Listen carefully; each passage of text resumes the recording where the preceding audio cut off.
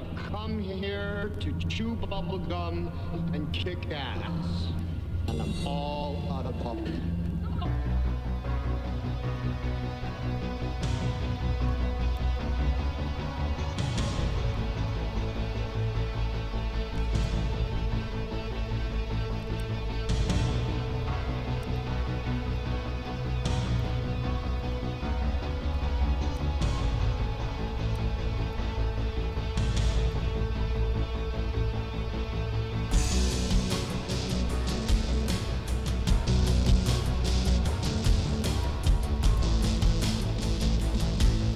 Ladies and gentlemen, boys and girls, children of all ages, welcome to the bloviating Zeppelin's Berserk Bobcat Saloon. You got a belly up to the bar, we've kept you a seat, and it's great to see you back. Snowball, how appropriate. Snowball is going to be your bartender tonight. He pours with the best of them, and the lava lamp is in fact lighted. To my left, your right. If you happen to be listening on shrmedia.com, if you happen to be watching on Facebook Live on the SHR Media Facebook page, also if you happen to be watching on the SHR Media YouTube channel and on High Plains TV. Thank goodness you're here. We don't water our drinks, just like we don't water our conversation, politics, religion, crime, culture, economics, race, sex, science, law. We talk about it all here at the Saloon. Nothing is sacred. The speech is free, but the booze is not. All that we ask is you flush the damn toilet, jiggle the handle, don't forget to tip your waitress. Tonight, it's Tuesday, December, oh my God, where did the year go? December 5th, the year of our Lord 2017. Thursday, coming up, great show with Tammy Jackson. Going to be talking about the 47 dead bodies of the Clintons. You might be saying to yourself, what the hell is that all about? Well, hang around, come back on Thursday in the Zeppelin's Saloon, and you might find out something about that. Tonight, however, we happen to have the... Now, I don't get it. Dan, you're going to have to tell me why. Why the hell is it that Sean calls you the second best media guy in the business? I don't get it. What's up with that?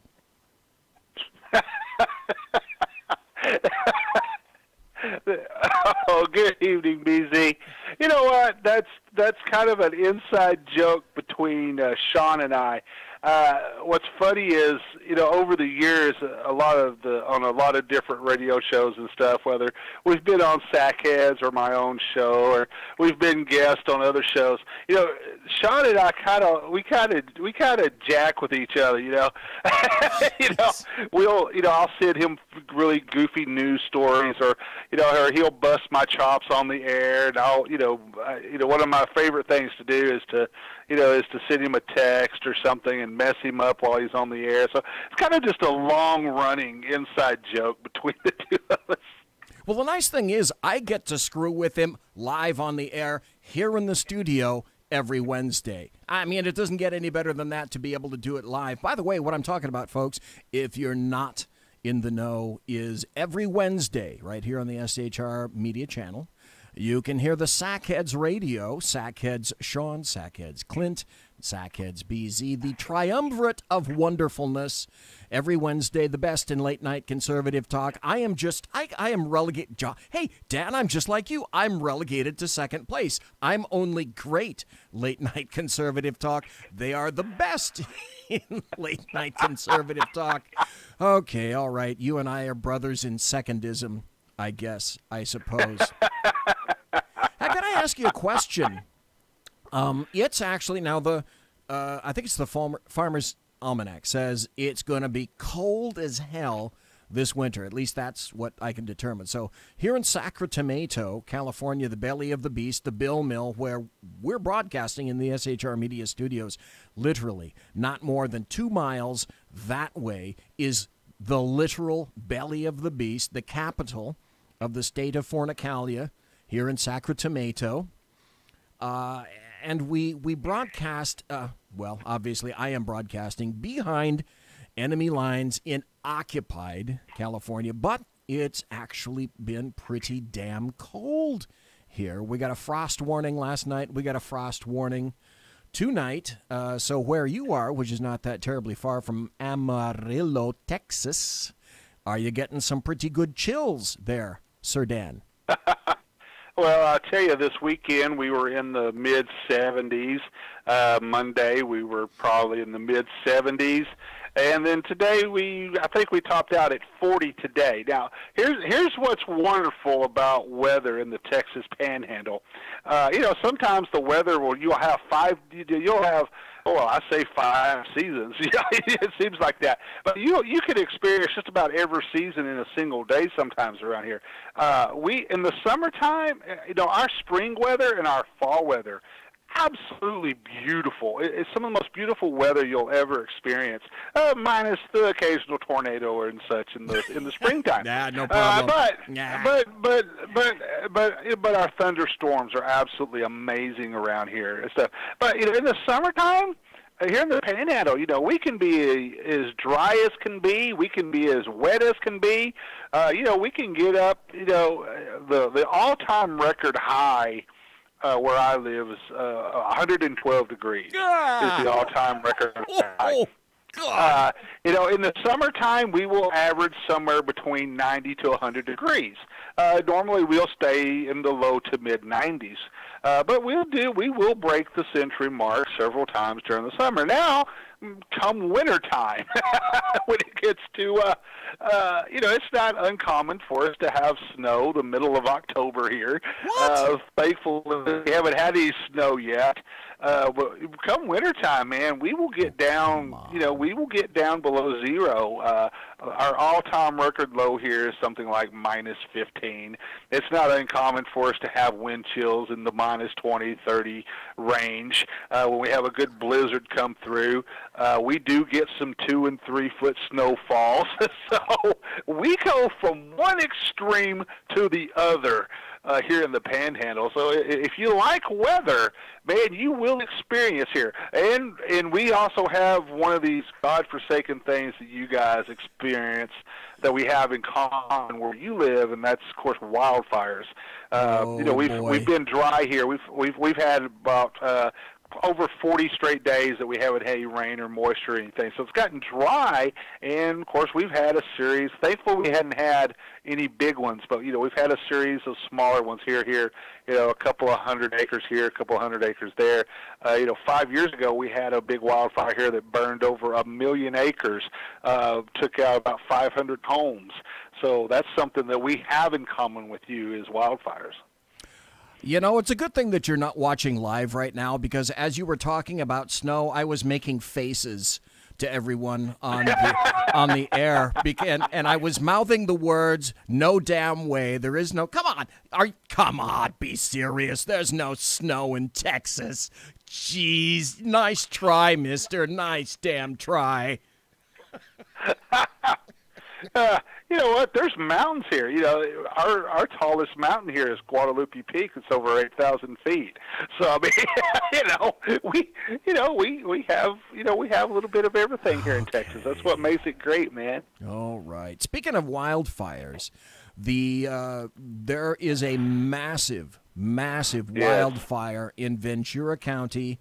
It's destroyed 50,000 acres, 150 structures, 27,000 residents they've fled, and now I-5. Now, I-5, for folks who don't know, in California, I-5, obviously, like anything that's numbered in the interstate system, in an odd number, runs north and south. Well, I-5 is literally the vein, the massive traffic vein in the state of California. Well, that thing is closed at Santa Clarita. So if for some God-forsaken reason you're listening or watching my show where you're in a car or an SUV and you're toddling your butt down to the Southern California area right now and you're on I-5, guess what? You're not going to be getting to Los Angeles.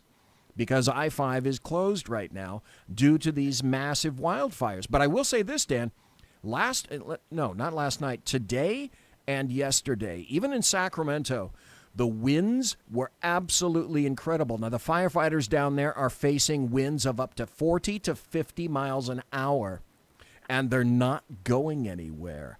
The winds are staying in that way. Jerry Brown just declared a state of emergency down in Ventura County, and there are over 1,000 people fighting this fire right now. Until I got up this morning and looked at the news, I had no idea that there was a wildfire down there at all, period. End of statement. So you guys, you're in a drought. Now, luckily for us up here in Northern California, we've had some pretty good rain already. I've had some snow. I'm at the 4,000-foot limit up at the Sierra Nevada mountains up Interstate 80, and I've already gotten snow. Not a huge amount, but it's really cold up there. It's like the nights are like 25, 26, 27, right around in there. Oh, but very nice. Except for the fact that, damn it, the heaters went out. I have a wall furnace up there in the cabin. Heater went out. I have a HVAC system in Ghetto Central in my wife's house. That went out. So right now we're on emergency heating in her house, and I'm waiting for a part to come in up in my cabin up there. Okay, now that we've had heat features with BZ, how about we get down to some good old politics, some good old buttery political goodness, as I am wont to say. Dan, it's not like there's been anything happening this past week or weekend, has there? Like, come on, nothing. Nothing at all. To flip a coin, where do you want to start, man? It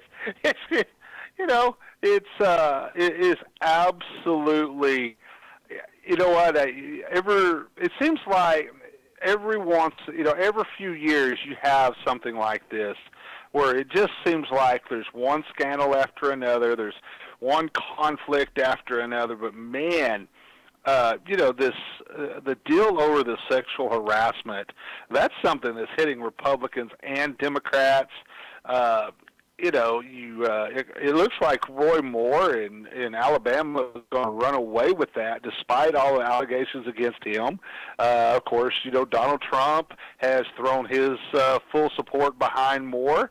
The RNC has actually jumped back into that race. They had withdrawn all of their funding for Moore. Now, since Trump has come out and thrown his weight behind Moore, the RNC has jumped back in there.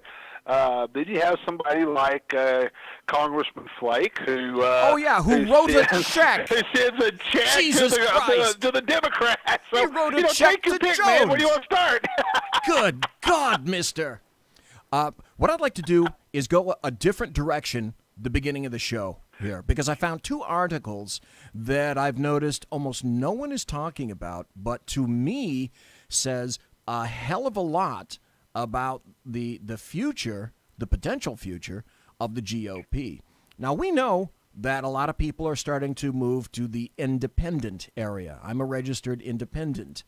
The Republican Party is, everybody says the Republican Party left me, blah, blah, blah. I found two articles that I think are very interesting that no one has emphasized. They're kind of in the background, and after I read both of these, I would very seriously like to solicit your input on these. The first one is from the Washington Examiner, and it says the headline is Washington Secrets, Harvard, Millennials, now the biggest voting group in the U.S., 2-1 Democratic.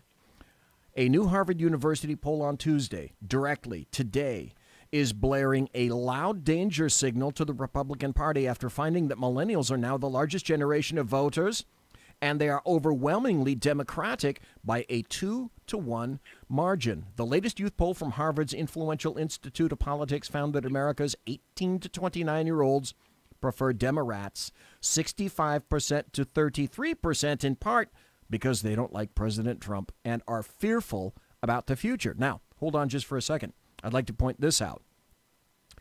There was a new poll also that I spoke about last week. And the poll said that millennials, and it specifically made the difference between millennials and Gen Zers. Gen Zers are the youngest kids that are growing up. Millennials, they're kind of on the way, but they're not the newest group. Now, what they discovered is that millennials, not Gen Zers, are more inclined to give away their personal freedoms, including their First Amendment rights, than Gen Zers. Conversely, they're the first to say in these polls that violence against hate speech or speech in which they disagree is acceptable to them. Gen Zers, when polled, did not come out with these numbers. So, having said that, I look at this poll, I look at the other one, and the phrase that comes to me immediately, Dan, is this. This is where I'd like to solicit your thoughts. My first phrase that came to my brain housing group was this: demography is prophecy. What do you think, Sir Dan of Butcher? There's so many different ways you can go with this, and we see a lot of these different polls. I see a lot of different polls showing that when it comes to millennials, when it comes to Generation X and what have you, all the different voting groups, depending on how the polls are surveyed, what the sample is, et cetera, we see a lot of polls, too, showing a trend towards young professionals tend to be Republican. It's amazing how when one of these young millennials comes out of their mom and dad's basement and discovers that their degree in basket weaving or social justice isn't worth anything, then they actually have to get a job.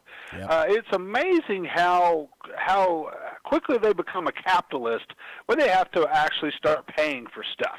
And so you see lots of different polls saying, we see more people going to the right, we see more people going to the left, or what have you. But here's the one thing: when you bring all the samplings of all these polls together, because I look at polling, I get so sick of looking at polling every day, and it seems like one of the first things I do. Everything's go to Real Clear Politics to look at different polling and different things like that. You'd see it when you pull all these samples together. What's really surprising is that you hear this on this, you hear this on the left, but what's really surprising is still the majority of the majority of people living in the United States are still walking down the middle of that aisle. Okay, now my personal thing, I have this. People are shocked when I tell them I've never been a Republican, I've never been a Democrat, I've always been an independent. Okay. I've never belonged to a political party. I use the term conservatarian to describe my personal political beliefs. I am very conservative, but I tend to take a libertarian bend and turn on a few things. I like the term conservatarian to describe my different thoughts on things. But what we generally see is when it's all said and done, when all the sampling's done, most people are still walking right down the aisle, and they're independents.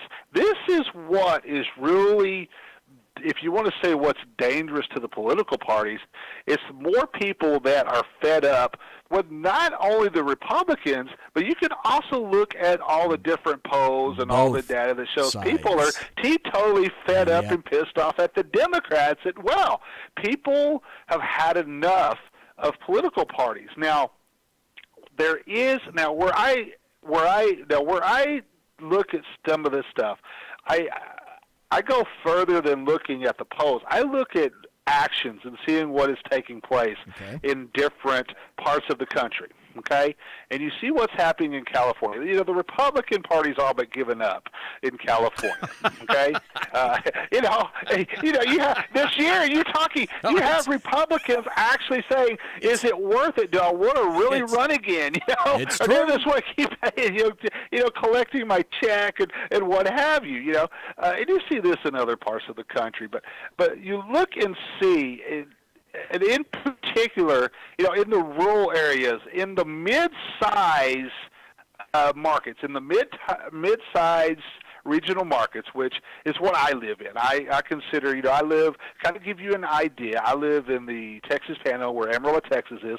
It's the exact midpoint on Interstate 40 that's running from, from St. Louis down to California. I live exactly an hour and a half from Lubbock, Texas, where Texas Tech University is. Major university, big, metro area of over 300,000 there. We have over 200,000. So, our metro area between the two is 500,000. But yet we're a very conservative area, and you tend to see that in the coming up from the small towns to the mid-size into the rural America in that. But when you get into the large population centers, which quite honestly, let's face it, L.A., San Francisco, Sacramento, that's what controls everything in California, those metro centers. In New York, it's New York City. Albany, Buffalo, Rochester, they don't have a say in anything in New York State. It's New York City that calls the shots there. Here in Texas, if you want to look for the people will say, well, Austin is a pretty liberal area. Actually, Austin, Texas is in reality, Austin, Texas is middle of the road. It's pretty split down the middle. I would never have guessed that. When you start talking liberal here in Texas, it's Houston, Texas by far. Houston, Texas is San Francisco East. When it gets down to politics. Now, see, I would have guessed Dallas. I would have guessed Dallas right there. Dallas is a Democrat stronghold, but when you compare a Democrat stronghold such as Dallas, Texas, and compare it to New York City, San Francisco, something like that, it looks like the Republican Party. I mean, it's not. But then in the DFW area, you have Fort Worth, which is very conservative, that balances in Tarrant County, which balances out. Dallas County. Then you also have Denton County, which is ultra conservative. That with Tarrant overshadows the Democrats in Dallas County. So you kind of see how this works. And so, but I look at it this way. I like to talk to young people, engage what they're saying, and they're very concerned about what's going on in our country today. I think they're more concerned and more aware than what we give them credit for sometimes. Now, granted, we tend to see the extreme elements sometimes, when we're talking about Black Lives Matter, when we're talking about, Antifa, and different things like that. But you know what? We also go to the extreme right as well. We have just as many young millennials on the right side of the aisle that are just as loony as those on the left. So, it's a mix and match depending on how you want to look at it. But I still think that we still, and maybe call me naive, call me, being very pessimistic. I tend to look for the good in people, and I tend to look for a bright future. And here's the thing: so many times in our country's history, when you've had progressivism, try to get a hold, something's always risen up and slapped it down and said, hey, wait a minute, this is not right. Even in parts of Europe, you have some of those countries are going, hey, wait a minute, we've gone a little too far with some of this. We can't afford this. We've created a generation that says, gimme, gimme, gimme. What is this? This is mine, mine, mine, mine, mine. And so the one thing about the United States of America is when you start to get that mentality, you tend to get slashed back down to reality pretty quick. When you actually have to have a paycheck to have a living and have to get a job, have to be trained, because very quickly, even though Democrats, progressives love to spend other people's money, that money does run out eventually. Right, so running out. They have to keep finding different sources out of other people's money. And then reality sets in. Yep. Hey, folks, we got 5 more minutes before the bottom of the hour break, the first break. We are talking to Dan Butcher, who I am wont to call is the High Plains media magnate, the number one best media guy in the world. Now, before we go to break, I want to ask you this other question because we've got tons of stuff to talk about in terms of politics. But I came across this article, and because you are in the media, you are the media, I'm very curious about your thoughts and input on this. I looked at CNBC.com, and the headline is, Disney and Fox are closing in on deal. Could be announced next week. Talks have progressed and a deal could be announced as early as next week, sources tell CNBC. The enterprise value of the Fox assets in the deal is seen in more than $60 billion.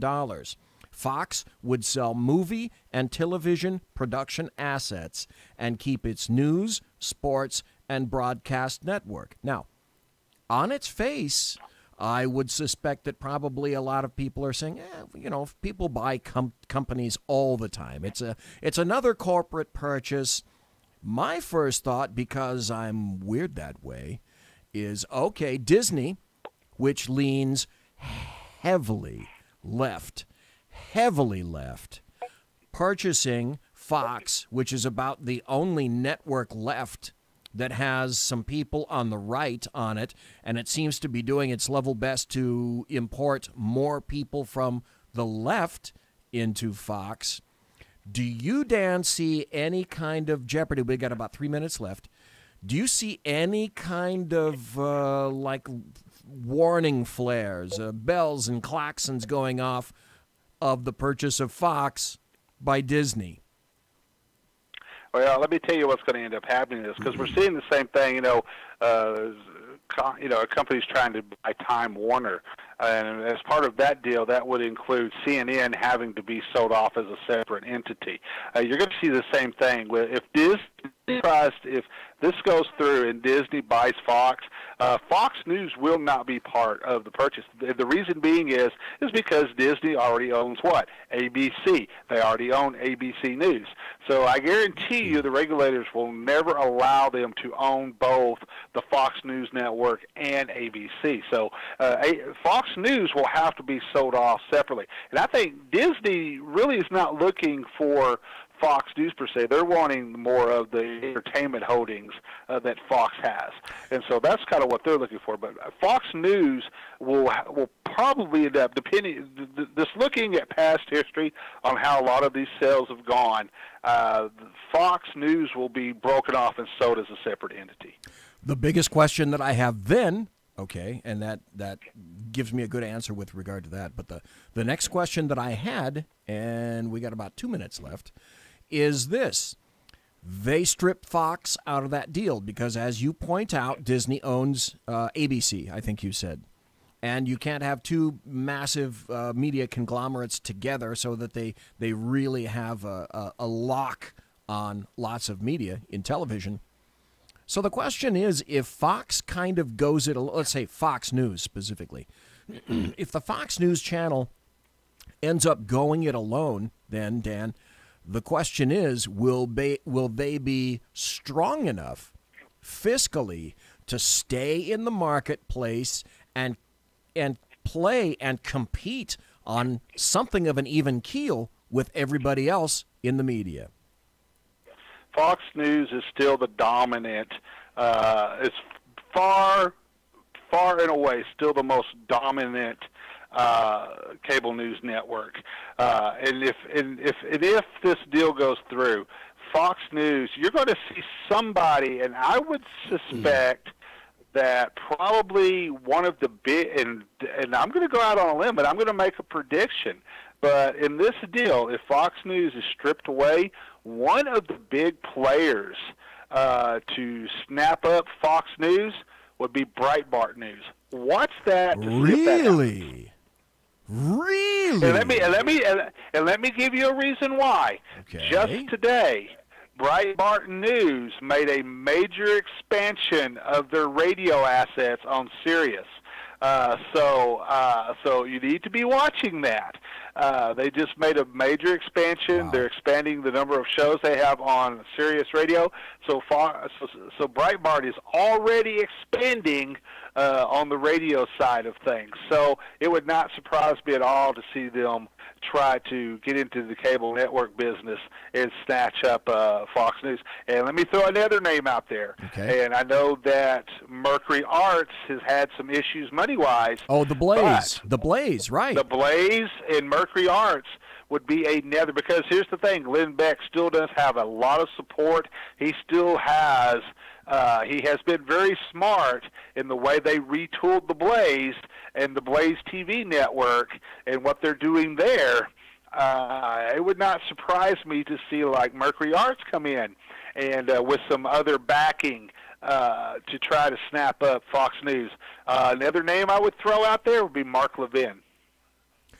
Oh, that's right. Mark Levin just recently went to Fox on the weekends. Okay, excellent points. Excellent points. We'll all be back. Folks, we're listening to Dan Butcher, the #1 guy in the media. He is the media magnate of High Plains Media. We're going to take a commercial break. Please come back. You're listening to the Bloviating Zeppelin on BZ's Berserk Bobcat Saloon right here, live and direct on the SHR Media Network. Please don't go away. Come back. Conservative media done right. You're listening to the SHR Media Network. Hey, it's Sean from the Sackheads Radio Show, also one of the owners here at the SHR Media Network. Are you opinionated? Have you ever wanted to do your own show? Have you ever heard somebody like the Sackheads and go, yeah, I could probably do that better? Well, now's your chance. Send me a 5-minute clip at sackheadsradio@gmail.com. And maybe you can be part of the SHR broadcasting team. sackheadsradio@gmail.com. Times are dark. The people are misled by corrupt politicians, lied to by establishment media, and deceived by the false messages of Islam. A nation looking for direction needs a guide. It needs a man with a cane. I'm Dave Milner. Join me on Spreaker, SHR Media, Pundit Press Radio, and YouTube through the SHR Media page for a different kind of commentary on the unpleasant blind guy. Because the truth is not always pleasant. In a world controlled by corrupt politicians, You got a business. You didn't build that. a team of ordinary men emerge from the ashes to give voice to the voiceless and hope to the hopeless. Sackhead Sean. Dude, I'm not saying cow for the stupid promo. Sackhead Clint. All good friends of ours usually show up drunk. Also starring Sacco as the producer. I'm a little bit drunk, 'cause I'm drinking. They are the Sackheads Radio Show. Every Wednesday at 8 p.m. Pacific on shrmedia.com. The Bloviating Zeppelin. He's big-footed enough radio shows to last a lifetime, courtesy of Sean, Clint, Ken, and Jersey Joe. Now it's time for him to waddle on his own 2 feet via the glorious SHR Media. Gird thy loins for the Bloviating Zeppelin's Berserk Bobcat Saloon. Coming soon to Ossicles near you. Excelsior. Conservative media done right. You're listening to the SHR Media Network.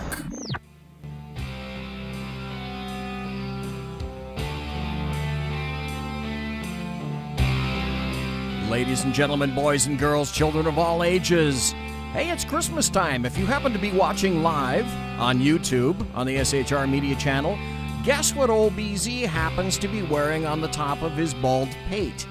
You want to see? You'll have to go watch. Also, you can go to the SHR Media Facebook page and watch live right now. And I need to not forget my manners and call out everybody that's in chat right now.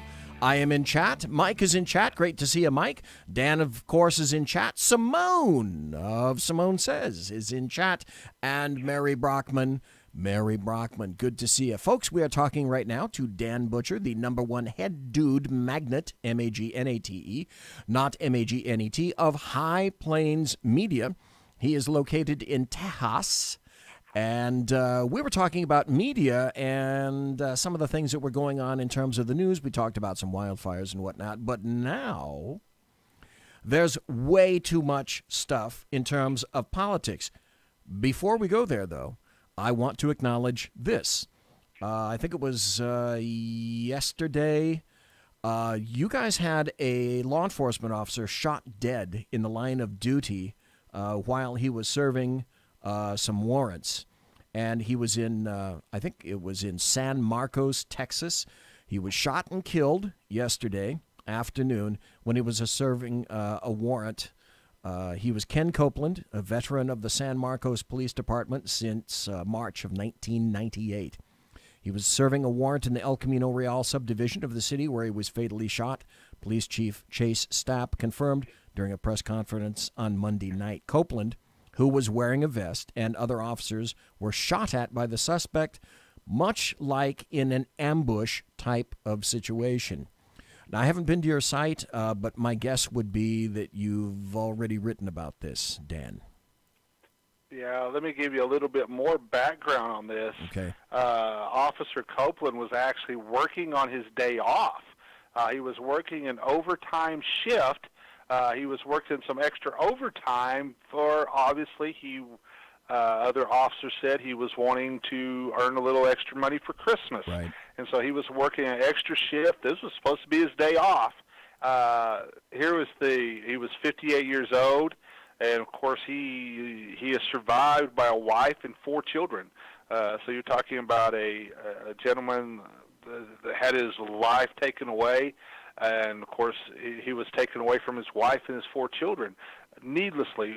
BZ, we're seeing way too much of this. And let's be honest. Let's give credit where credit is due. All of this bullshit was started by Barack Obama. Okay, Barack Obama and his war on law enforcement and on the men in blue and the war on our military has led to the deaths of way too many police officers. Damn, Barack Obama. He has blood on his hands for this police officer's death. This is what has started all of this. And you have seen criminals more emboldened because police forces across the country have had, let's face it, they've felt the need to restrain themselves because of how it would look for PR purposes. And they're not allowed to do their jobs the way they were trained. And when police officers are not allowed to do their jobs the way they were trained to do, man, they end up getting killed. You know, just 2 weeks ago, we had a Texas Department of Public Safety state trooper who had stopped a car on the side of the road. He turned around, was walking back to his car, and the suspect shot him dead in cold blood in the back. The officer never saw it coming. BZ, we're seeing too much of this. I would go you one further. Number one, I completely agree with what you're saying there in terms of blood being on, it's on Barack Hussein Obama. But further, it's not just the blood of cops. No, the blood of urban blacks in most major urban centers, young black males. The crime rates are skyrocketing in Chicago, they're skyrocketing in Baltimore, they're skyrocketing all across the fruited plain, and one of the reasons for that is cops have been accused of over-policing, and they've been told, literally, by the citizens, by their own administration, by those involved in politics, you're over-policing, back your jets up. So they've been, guess what? Would it shock anybody to know that, yes, they've been pumping the brakes? What happens when that occurs? It's the Ferguson effect, but moreover, what is the short-term and long-term effect for that? And that is crime has been going up. Shootings have been going up because there are 2 types of police activity, and I've said this before and will continue to say it again. There's self-initiated activity and there's response. In terms of that, what I mean is, cops are sitting in an automobile. They happen to have their computer or a laptop on. The little thing goes, oot, and they get a call. They go to the call. They handle the call, whatever the hell it is. They clear the call, and they wait for another call. Self-initiated activity is what the hell you do with your district, your area, your beat, while you're waiting for another call. In other words, you go look for crime. You go look for bad guys. Self-initiated activity is down. That's how you get bad guys. Stop and frisk. Crime went down markedly in New York City because of stop and frisk. Bloomberg, of course, pulled that out. De Blasio says, screw that. You can't do that anymore. Even crime in New York City is starting to go up. But in the urban major centers where blacks have every right to be policed and have safety in their neighborhoods, just like anybody else.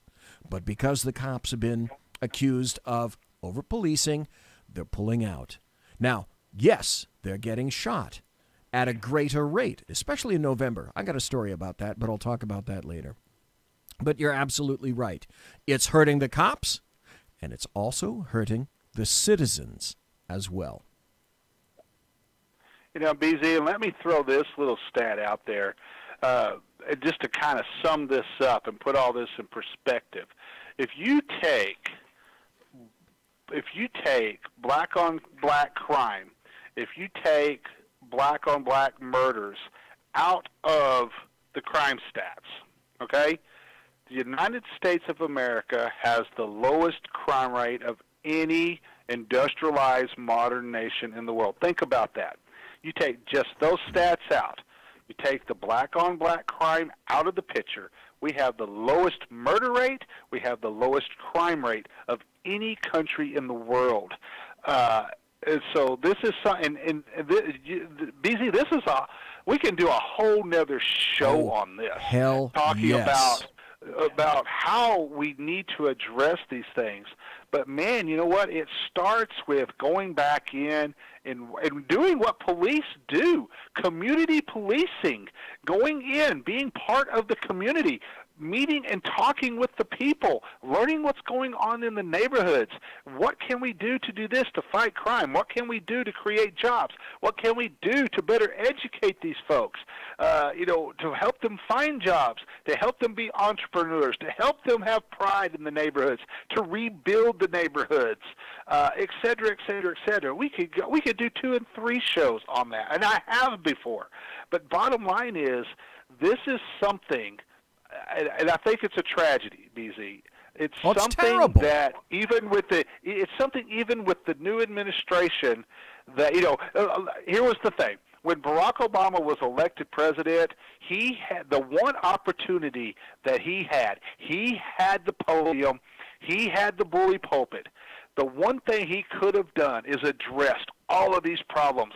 He could have been the one. He could have continued and accomplished and maybe finished a lot of the work that Martin Luther King Jr. started, but was unable to finish because his life was tragically cut short. But he didn't do it. What did he do? He amplified the problem. He brought back race baiting. He brought back, race tensions were worse. Race relations were worse than they have been in decades, because of the race baiting of Barack Obama, all in the name of community organizing, et cetera, all following the playbook of Saul Alinsky. But he had that opportunity. If there's one failure, there's a lot of failures of Barack Obama's presidency, but the biggest failure of all that's going to tarnish his legacy, and this is what the historians are going to look back on 100 years from now, is the fact that the first black president of the United States was unable to do anything with the black communities to help them improve themselves, to help solve the crime rates, the murder rates, to help lift these folks up. Not give them a handout, but give them a hand up. That's going to be the greatest failure of his presidency, BZ. He was the great divider. He wasn't a uniter. He was a divider. He didn't just talk about identity politics. He made certain that identity politics absolutely inculcated every aspect of his administration, every person he appointed, every speech he gave, every location where he spoke to folks. It wasn't about unity. It was only about unity of folks on the left. He couldn't have given a fuck about the people on the right, or the middle, for that matter. And now we're such a striated society, just as you pointed out earlier, in terms of people on the right seem to be moving more to the right. People on the left seem to be moving more to the left. You ask me, the thing that's most sustainable is middle to right. Middle to left and hard left is just unsustainable, to use one of their lovely buzzwords. Now let's transition here just for a moment. It was last week that a very unique verdict came down from, of all places, San Francisco. We shouldn't be surprised, but I'm curious what your thoughts may be about the Kate Steinle murder trial and an illegal alien who had been deported 5 times, was found not guilty of her murder. He was found to be a parolee or a probationer in possession of a handgun. Whoopee fucking do. But in terms of the murder of Katie Steinle, he was found not guilty. Only in California, only in San Francisco.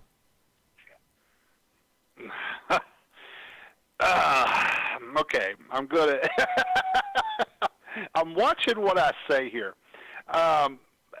Here's the thing, BZ. You have an illegal alien, bottom line, that got away with murder. Yes. Okay? Yes. He got away with cold-blooded murder. End of discussion. Now, if anything, hopefully we can bring this to light and show the every day here in the state of Texas. I run articles, about different things that are coming down on the border. Right now, let me take a look real quick.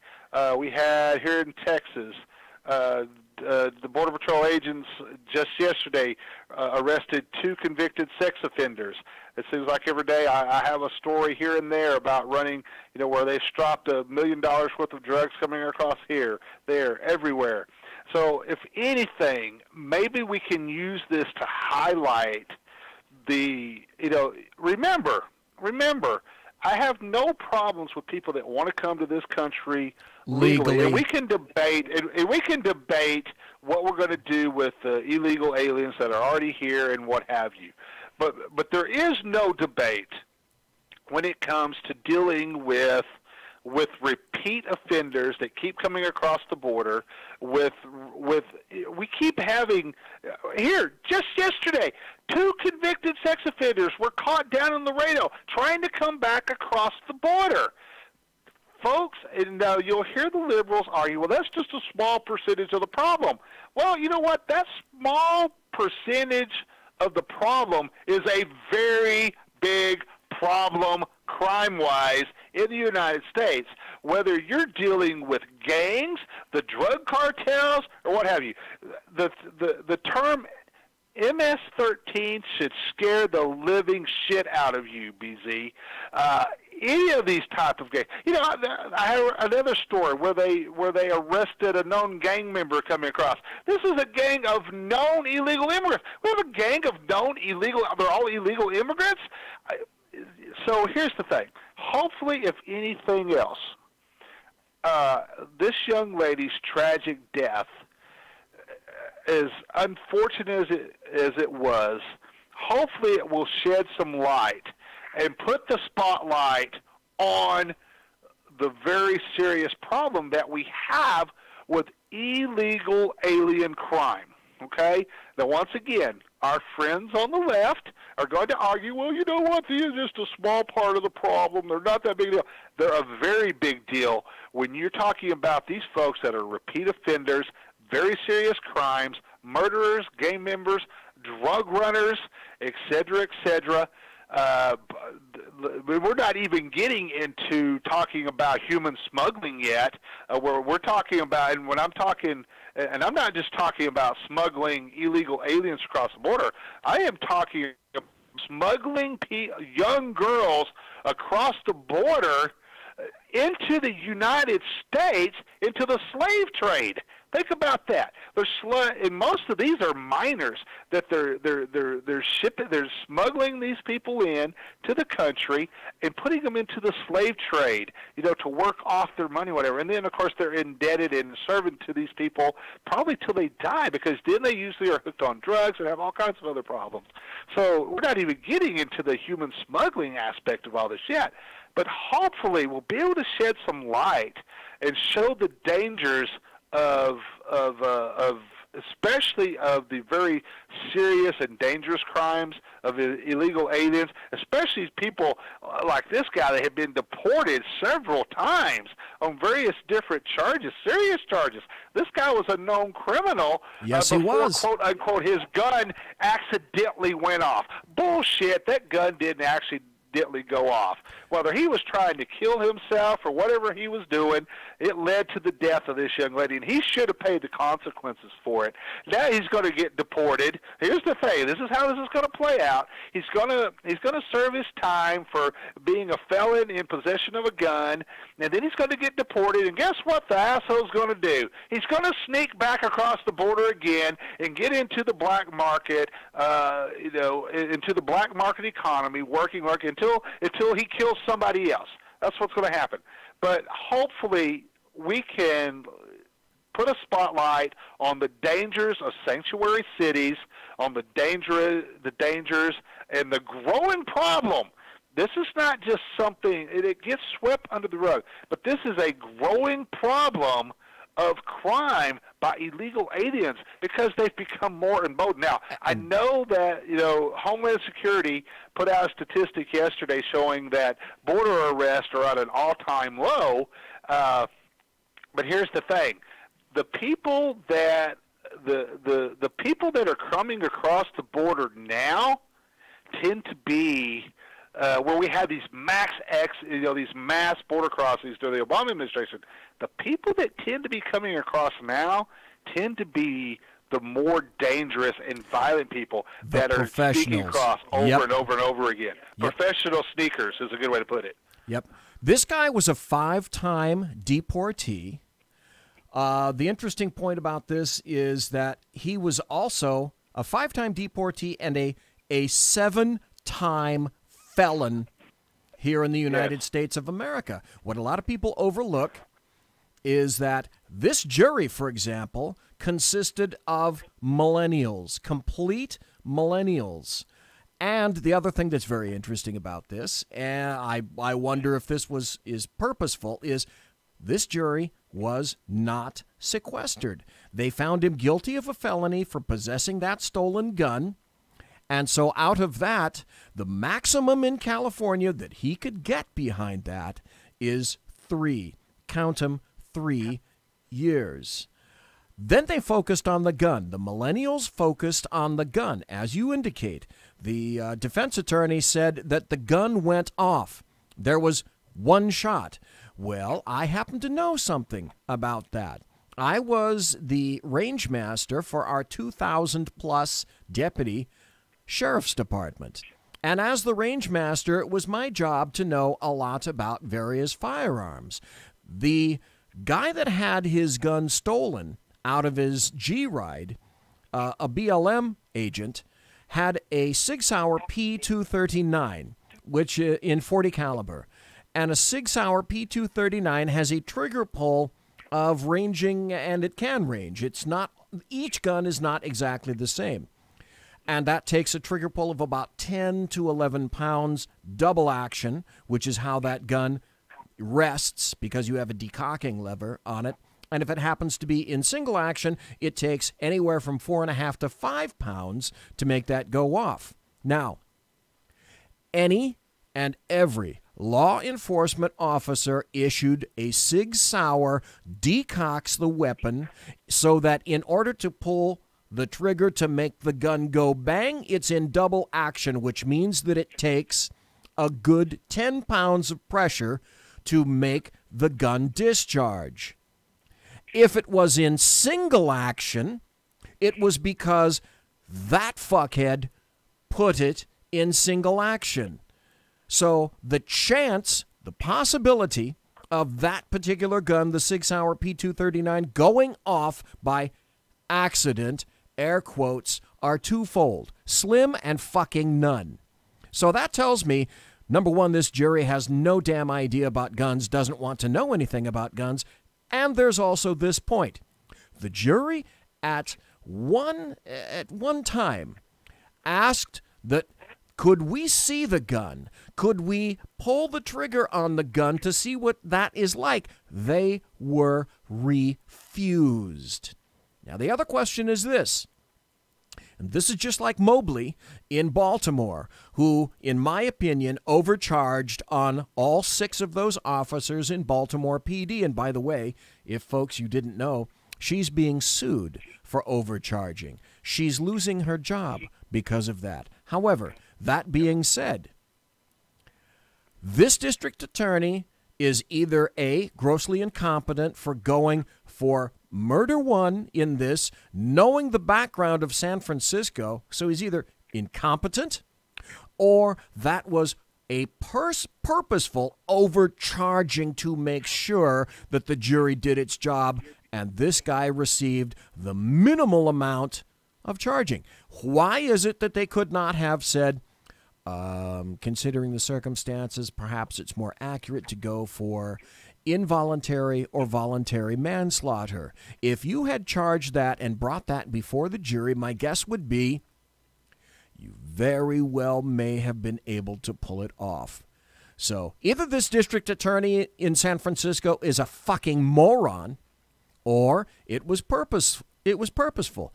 There's no point in between. Dan, we got 2 minutes left. Any thoughts? Not that I can do it in 2 minutes, but just to kind of sum up, I've covered, when I was a young reporter, I covered the crime beat a lot, and covered a lot of cases dealing with murder cases and what have you, accidental shootings, legitimate shootings, premeditated murder, what have you. In this case, my opinion, covering this as a reporter, number one, I think the district attorney did overcharge in this case. Number two, I think, and here's the thing, the prosecutor did bring in experts to talk about how the gun worked, just like what you just did. You would have been a perfect expert witness to describe to the jury how this incident took place and how the gun went off and whatever. But here's the thing. The jury chose not to look at that. What they did was they listened to the defense attorney who played this guy off as a poor illegal immigrant who just happened to be at the wrong place at the wrong time, found a gun. It was no fault of his own that it accidentally went off and shot this young lady. And the reason that he had been deported all these many times, the reason he had such a rough life and all these prior convictions was, you know what, it's the system. Yes. Because we had deported him all these times and had not been able to give him job training, had not given him good health care, had not given him, proper education or whatever. That's what had led to all of this. And that is what the jury saw. He's a victim of circumstance, Dan. Exactly. How I cannot believe how judgmental you are right now to say that this poor guy didn't deserve a break. Speaking of break, we are going to be going to break in about a minute or so. But let me throw this out to you, Dan, and to everyone else. If you, as a tourist, a visitor to San Francisco, to California, and I'm sure, Dan, you have sanctuary cities all across Texas. If, folks, you step into one of these cities and something bad happens to you, and it happens to be at the hand of an illegal, let me tell you quite frankly, your life doesn't mean shit, because the political correctness has already ensured that scenario. Before we go to the break, we've been talking to Dan Butcher the #1 media magnet of High Plains Media. And before we go to the break, Dan, can you come back for about 15 minutes or so, or do you have to jam? Oh, no, I can come back. My wife asked me tonight, how long are you going to be on BZ's show? And I said, well, until he tells me to shut up or we quit talking, whichever comes first. Okay, folks, we've been talking to Dan Butcher. You listening to the Bloviating Zeppelin right here on the SHR Media Network. Don't go away. Come right back. Conservative media done right. You're listening to the SHR Media Network. Hey, it's Sean from the Sackheads radio show, also one of the owners here at the SHR Media Network. Are you opinionated? Have you ever wanted to do your own show? Have you ever heard somebody like the Sackheads and go, yeah, I could probably do that better? Well, now's your chance. Send me a 5-minute clip at sackheadsradio@gmail.com, and maybe you can be part of the SHR broadcasting team. sackheadsradio@gmail.com.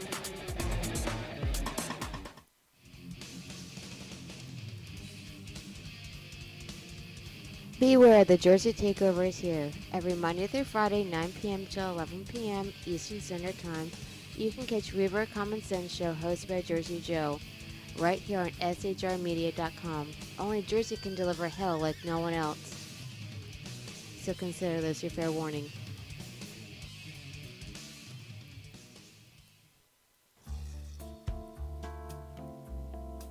Human by race, Christian by faith, American by nationality, and conservative by choice.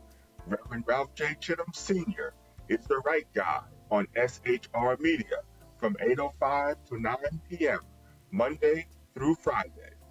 And if on the rare occasion I am ever wrong, I will still always be right. The right guy on SHR Media. Power brokers use corrupt politicians, deceptive Islam, and lies from establishment media to turn the once shining city on a hill into the city of the blind. What do the elites fear? One man with a cane. I'm Dave Milner. Join me at SHR Media, High Plains Talk Radio, Spreaker, iTunes, and YouTube for a different kind of commentary on the unpleasant blind guy. Because truth is not always pleasant. Hello, I'm Tim Hart. I'm the guy BZ hires due to his shameless contract with the SHR Media Network to voice his promos. He'd like me to tell you that the Bloviating Zeppelin's Berserk Bobcat Saloon radio show can be found on SHR Media Network, Spreaker, and YouTube every Tuesday and Thursday night at 11 p.m. Eastern and 8 p.m. Pacific, featuring right thinking from a left brain and doing the job the American media maggots won't. You'll find that the speech is free, but the drinks are not. There, in the saloon, just when safety pin manufacturers are running out of metal for the diapers of the leftists, BZ is sending his personal drones of freedom into the wheelhouses and ossicles of lovers of sovereignty and liberty nationally and globally. Broadcasting behind enemy lines in occupied California, BZ swears that no rights were harmed in the making of this promo. This is Jersey Joe, host of the Reverb Common Sense, and you're listening to SHRmedia.com. And you are, in fact, listening to the SHR Media Network. That was good old Jersey Joe, whom, unfortunately, I did not hear tonight. I expected to hear him earlier, and I guess he must be on vacation. It's that time of year. It's the most wonderful time of the year, because if you're watching live on the SHR Media channel on YouTube, you can see that BZ is wearing his, well, that would be a Santa hat, because it's the most wonderful time of the year. Or if you happen to be watching on the SHR Media Facebook Live page, you're also seeing this little funny hat. Folks, we're talking to Dan Butcher, he of High Plains Media, and there's been a ton of stuff going on. Well, Simone left the chat room, and now we have Whiskey Dale back in the chat room, so good to see you, Whiskey Dale. And like I said, we're talking to Dan Butcher. Dan, did anything else of significance maybe tweak your interest the past couple of days? Anything that, I don't know, you think we might talk about just briefly? I'm having trouble coming up with something, really. know what, BZ, let me share this with you real quick. Let me do this. Okay. This is all, and I do want to share this with you real quick. All right. And I saw this, and then we can do this. But this kind of goes back to we're looking. I want to do something. I want something that's kind of uplifting and good news, and this is something that really makes you stop and think, man, there's still good in the world. But there was a high school in Boston, and I don't know if you heard about this, that held a funeral with full military honors for a homeless vet who didn't have a family. Now, the veteran's name was John Fitzmaurice. He was a homeless Army veteran who passed away in Boston without any family who could take care of his burial. Now, when Catholic Memorial High School found out about this, they decided to bury him with full military honors. Now, the local CBS affiliate described it as a final send-off for a hero from young people who never knew him. The students knew very little about the man, only known as John. However, the school's president, Peter Folan, said that this burial helped the students learn about people who are on society's outskirts. Quote, for us paying homage to a veteran, to bring him to our campus, to provide the burial rights he deserves, and to honor his legacy, and to help our boys realize we have to stand with those who are marginalized. After the Mass, his flag-covered coffin was carried to a hearse by a group of seniors, and then taps was played. So those type of stories, still show you know what, there's still a little bit of common sense in the world. And if we can just foster that common sense, man, we can solve a whole lot of problems, whether it be the fighting between the Republicans and the Republicans, or the Democrats and the Republicans, or what have you. You make an interesting point, and I wasn't going to mention it. This past weekend, I happened to see a movie, and I thought, okay, I'm going to write a post about this because it to me has been one of the most affecting movies, and I had not planned to talk about it on the show, but I will now that you brought that particular point up. It's no secret that Hollywood is tanking, essentially, because people are tired of seeing the same crap again and again and again. I have to tell you, frankly, I'm tired of seeing CGI. Computer graphics are killing my arse. And the fact that when you go to a movie theater, you always have the screaming baby and the people that won't stop talking, and you've got people on the cell phone or whatnot. Well, I saw a movie this past weekend, and I looked to my wife sitting next to me, and I noticed that on 3 or 4 separate occasions, she was dabbing her eyes. It was an amazing movie. It was a wonderful movie, and it was called Wonder.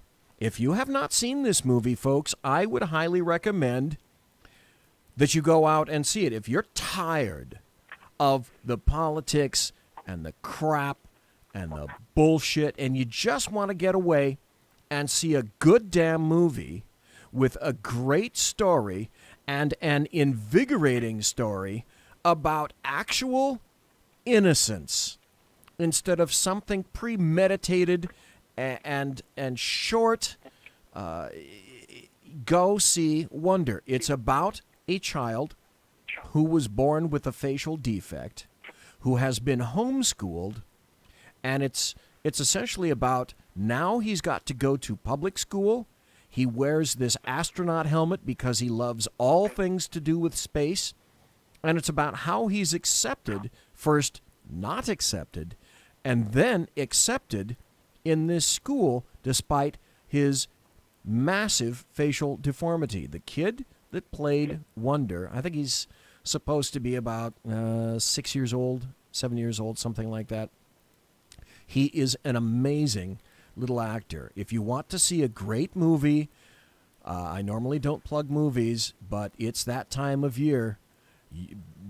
Go see that movie, and if you do, bring some Kleenex. Old BZ's, the waterworks went off with old BZ as well. At the end of it, you'll be damn glad you went. You know what? My wife and I have both seen Wonder as well, and I'm not going to give anything away about it. But man, it's a great movie. And you know what? I'm right with you, BZ. When I go to the movies, I don't go to the movies. If I watch a movie, I don't want to be lectured. I want to escape from reality. Yep. And so that makes me glad that we have some. I'm a Star Wars geek, and so here in 10 days, I've already bought my tickets. I'm ready to go to see Star Wars, The Last Jedi. I'm going. You bet.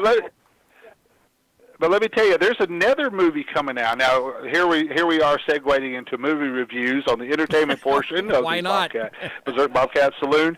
But there's another great movie coming out. My wife and I are both suckers for musicals. Les Miserables, The Phantom of the Opera.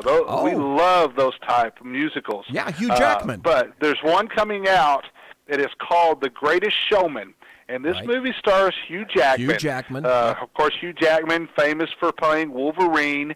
But a lot of people don't know that Hugh Jackman also starred in Les Miserables. Yes, he did. So he's a great singer. So this is a musical, and it is a movie. Hugh Jackman stars as P.T. Barnum in this movie. And it is a musical, and if you haven't seen the trailer for it, go look for it, man. I did. Yeah. It looks like it's going to be a great, entertaining musical. It looks like it's going to be a great movie. So on top of Star Wars, that's one I'm really looking forward to seeing. Bingo, you got it. Hey, listen, I'm a Star Wars fan just like you. In 1970, oh God, when was the first Star Wars movie? Help me out here, Dan. 77. 77? Okay, 77. Yes. I was absolutely enthralled and captured. I was captivated from the very first damn scene when the Star Destroyer, first it scrolled the words were scrolled, you read the words, and then the next thing you knew, a Star Destroyer came from overhead and loomed right over you, and it kept going and going and going, and you got the massive, massive size of it as it fired on this little teeny freighter ahead. After I saw that, dude, I was hooked. I'm a science fiction guy anyway. Star Wars, heck yeah, I'm going to be right there. Now, BZ, I'm going to tell you this, with The Last Jedi, because, all of this is focusing around Luke Skywalker. Yep. Luke Skywalker's been on a sabbatical at the ancient Jedi temple on this island in the middle of this planet, in the middle of nowhere. I'm going to tell you right now, man, if we do not have any glowy ghost figures show up in this movie in the form of Yoda, of Obi-Wan Kenobi, or anything like that, I'm going to protest. We got to have some glowy ghost figures in this movie, or it's just not the same, man. I have to ask you a question you might know. God, now it's movie talk with BZ and Dan. But anyway, I gotta ask this question. Gosh, now I can't think of her name. The gal that played the princess. She passed away. Carrie Fisher passed away last year along with her mom. And I happened to notice in the trailer that she is in this movie, so the only thing I can conclude is she is CGI. No, she had actually before she passed away, she had filmed all of her scenes for the movie. She filmed all of her scenes for the movie before she passed away. Oh, yes. Okay. All right, because in the previous Star Wars film, the general in the Death Star, Peter Cushing, came back, but he was a CGI figure because obviously he'd passed away a few years before that. But they actually did a pretty good job on the CGI for Peter Cushing. Yes, they did. Okay, back to politics. And that was Movie Talk by BZ and Dan. Come right back next week for more Movie Talk with BZ and Dan. It says the U.S. is going to recognize Jerusalem now as Israel's capital, and they're going to move the embassy there. Do you see any problems with that, Dan? where do we start the problems with this one? Now this is interesting because, this was something that Donald Trump had brought up on the campaign trail. It is something he brought up in the early days of his presidency, and then he backtracked from it. And we hadn't heard anything from it. And then all of a sudden, yesterday, all of a sudden, hey, you know what? Donald Trump is on the verge of saying we're going to move the U.S. Embassy from Tel Aviv to Jerusalem. Now, there is a problem with that because the actual, if you want to look at what is recognized as the universal capital of the Christian world, it is Jerusalem. Yep. Of course. And the Muslims also make a strong claim to Jerusalem. Now, the official capital of Israel is Tel Aviv. It has been since the formation of Israel. So you run into some things there. Quite honestly, it would be a symbolic thing. This is my thing. I think this is not the time and place to do that, and the reason being is number one, we've got a powder keg in on the Asian Peninsula with North Korea that we're going to have to deal with. So the last thing we need to do is stroke the fire up in the Middle East any worse than what it already is, because the Middle East is still blowing up on us. So this is my thing. You know what? Let's solve a few problems first. Let's deal with the situation in North Korea. Let's get that under control first. Oh, my God. And deal with our foreign policy there. And you know what? And then let's see what we can do to deal with the situation in Syria and the rest of the Middle East, because Iraq is on the verge of blowing up again. You have Iran on the verge of having a nuclear weapon. Now, Iran, still the largest funder of terrorism across the world. Blah blah blah blah blah. I think we have more important issues foreign policy-wise right now to deal with than moving the U.S. Embassy from Tel Aviv to Jerusalem. In reality, doing that, just because how the Islamist, the terrorist, they look for anything symbolic to set them off. And if you want to set them off and give them a reason to start blowing shit up, there it is right there. Move the embassy to Jerusalem. That will give them an excuse, as if they need one. The only excuse they need is that, tomorrow will be Wednesday, right? So, but if Wednesday, they're you looking must for die. a legitimate reason, that would be it right now. You brought up something that I made a little note to myself. I need to talk about this, and then we got into movie talk with BZ and Dan, and you brought us back on track. That's this, because I found two very interesting articles just today that dealt with North Korea. You brought up North Korea. Dan, do you have any thoughts on North Korea? Because now I'm going to give you some information after you start that is going to give you some real insight, I believe, as to what's occurring, and then also a massive fuck you with regard to North Korea. What can we do, if anything, about North Korea? At this point, I think we're past, my personal opinion, with North Korea, I think we're past the negotiating stages, because Kim Jong-un, he is on a mission now. He wants to be a major world player.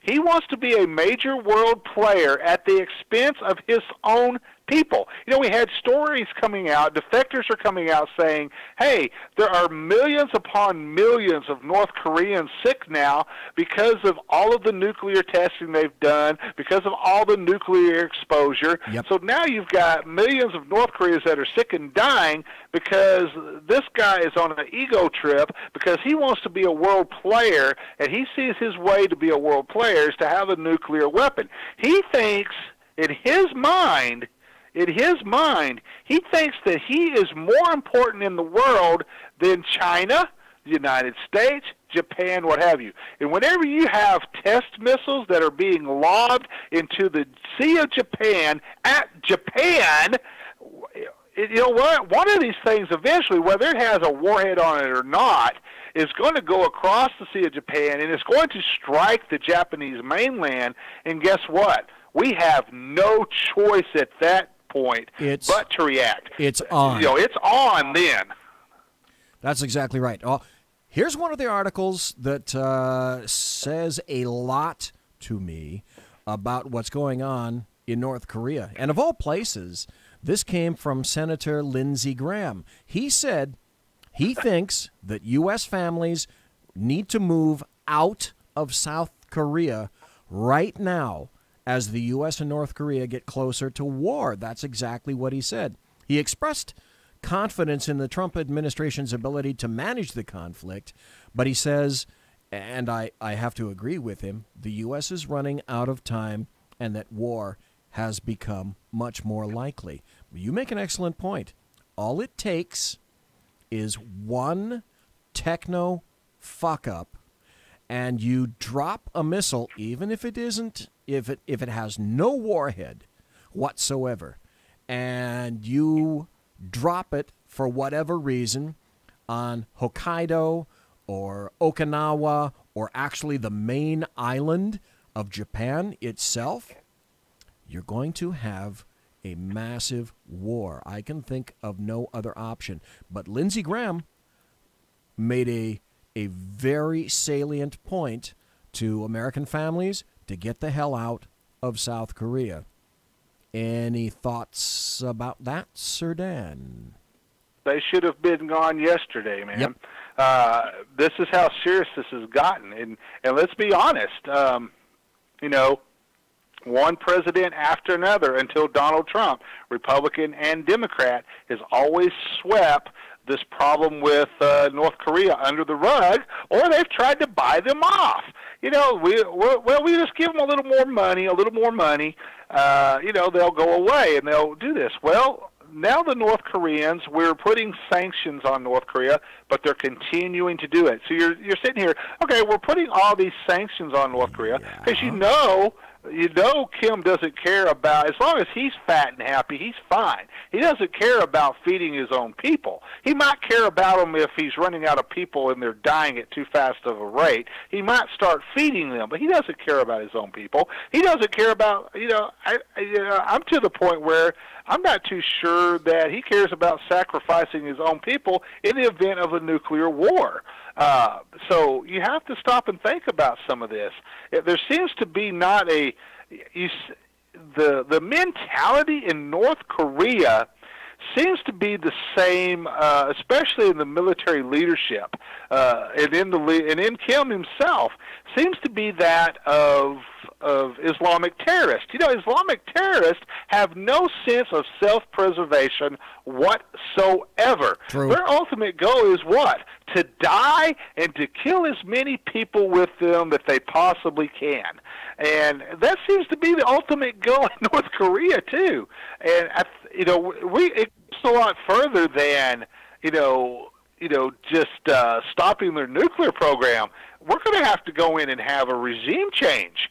There's no other way to do it. You're going to have to, not only do you have to deal with the nuclear weapons, you also have to force regime change in that region. And I think we should have probably, if we had been smart and dealt with them years ago, even George W. Bush was one of the worst in dealing with North Korea. Bingo.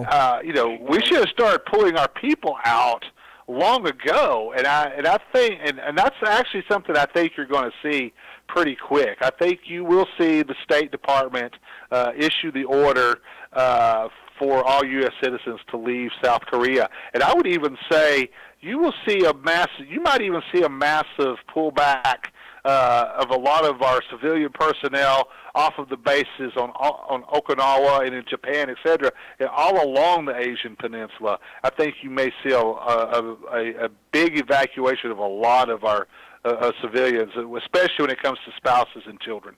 Well, exactly right. He said that it's past, he said literally, just as you did now, Dan, it's past time to move the families of American military personnel out of South Korea as Yes. North Korea pushes the U.S. closer to a military conflict. But a lot of people don't realize, they think, you know, I think the U.S. has about, 1,000 troops in South Korea. Oh, no. There are 28,500 troops in South Korea. Their dependents need to go. Now, I said, Dan, that I have 2 articles to read to you. And this one, I think, tells a lot. But I'm really curious what your interpretation would be about this. I found this on Yahoo News. The headline is this: Russia is sending oil to North Korea and fuel prices are dropping, report states. The price of fuel in North Korea has plummeted over the past month thanks to Russian oil imports, according to reports that suggest Russia is ignoring international efforts to isolate the rogue North Korean regime. Journalists with the website Asia Press International, which is based in Osaka, Japan, published in English, Japanese, and Korea, reportedly said that fuel prices began to fall in November. The alleged decline in price comes despite U.S. pressure and United Nations Security Council resolutions aimed specifically at cutting off fuel to Kim Jong-un's regime. Curiouser and curiouser. Any particular thoughts on that, Sir Dan? Okay, so here's the thing. Russia, especially Vladimir Putin, Russia wants to be more of a player on the world stage. They want to influence world events. They're kind of going back to a little bit of the glory days of the Soviet Union. They want to have a say in a lot of what's going on. Oh, yeah. There is no secret that Russia has vast oil reserves. They have vast natural gas reserves. Russia wants to be the Saudi Arabia of the world now. They want to control the oil markets. They understand that they cannot control things militarily, but they can control a lot of things with, guess what? Oil and natural gas. And uranium. And uranium. You have it, buddy. The number one source of uranium on the entire planet is Kazakhstan. That is under Russian control. This is a play for resources. But the question I have for you is this nothing more than just a simple blow me to President Trump or the UN? Oh, sure it is. Oh, sure it is. And here's why. You're going to see obviously Russia knows, and let's be honest here, if we're going to have any type of peaceful solution to this without having to go in militarily to deal with North Korea, and even dealing with coming to solutions in Syria and the rest of the Middle East, with Iraq and different things there, Afghanistan, Russia wants to, once again, they want to influence. They want to have a piece of the pie. They want to have a say in this. They want to have a stake in all of this. And they know that in order for us to accomplish this, that we're gonna have to have their help. Let's not beat around the bush about this. To come with any solution with North Korea, we're going to have China and Russia involved in this, and they're going to have to be on our side. Okay, the same thing dealing with the Middle East. Russia, Putin specifically. Putin is a KGB dude. He was around at the end of the USSR.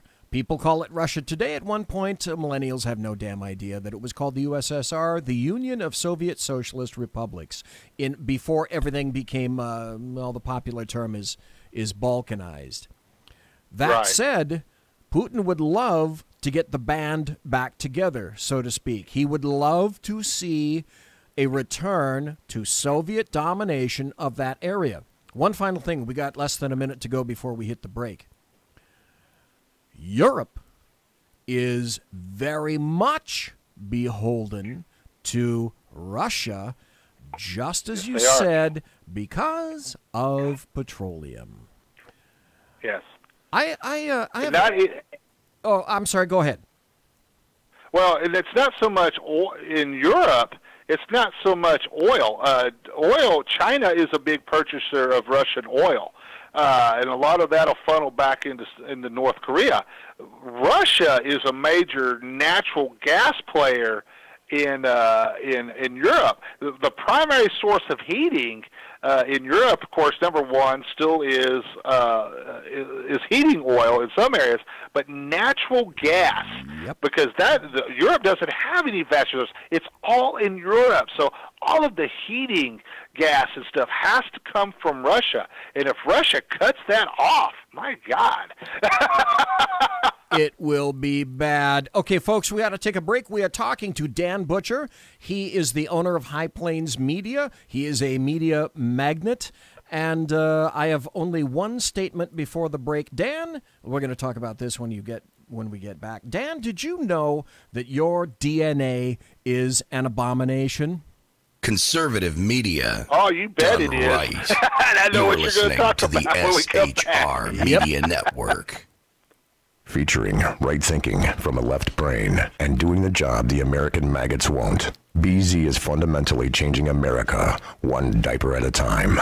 Just when safety pin manufacturers are running out of metal for the diapers of the leftists, where the speech is free, but the drinks are not. The bloviating Zeppelin's Berserk Bobcat Saloon can be heard every Tuesday and Thursday night, commencing at 11 p.m. Eastern and 8 p.m. Pacific, where pushback is a requisite art form in and of itself. Let your ossicles be truly liberated when you listen to the bloviating Zeppelin's Berserk Bobcat Saloon, only on SHR Media Network. No ferrets were harmed in the making of this ad. When dirty politicians, shadow governments, and deceptive Islam blind the world with fake stream media smoke, their only fear is one man with a cane. I'm Dave Milner. Join me through SHRmedia.com, HighPlainsTalkRadio.com, and the Western Free Radio Network at Spreaker, YouTube, and iTunes for a different perspective weekly on the Unpleasant Blind Guy. And catch me on Jeff Mitchell's EDL Radio on BlogTalkRadio.com. There's no surrender ever, because truth is not always pleasant. This is Sam on SHR Media. You can listen to my new show starting on Tuesdays in January. Get my perspective on national politics, a conservative's perspective on California politics, the latest in the war on terror, all of that and a lot more here on Tuesdays at SHR Media. And don't forget to follow me on Twitter at Sam_SHR Media.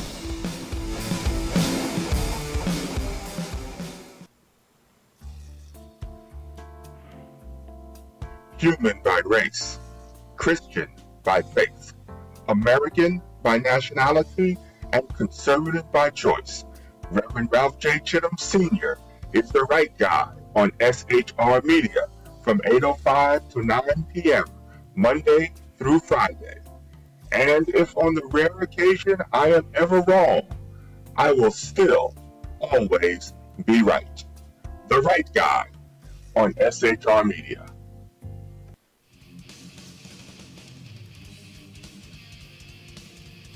Beware, the Jersey Takeover is here. Every Monday through Friday, 9 p.m. to 11 p.m. Eastern Standard Time, you can catch River Common Sense Show hosted by Jersey Joe, right here on SHRmedia.com. Only Jersey can deliver hell like no one else. So consider this your fair warning.